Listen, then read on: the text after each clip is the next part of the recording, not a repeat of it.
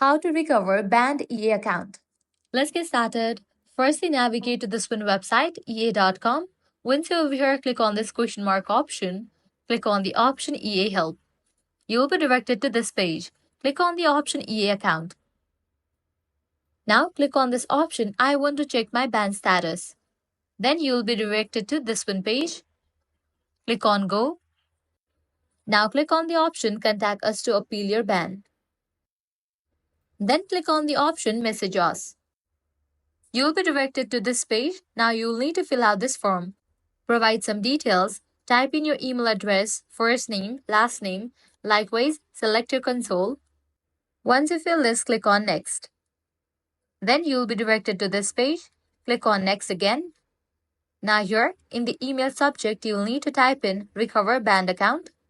And over here, you can describe in detail about the issue.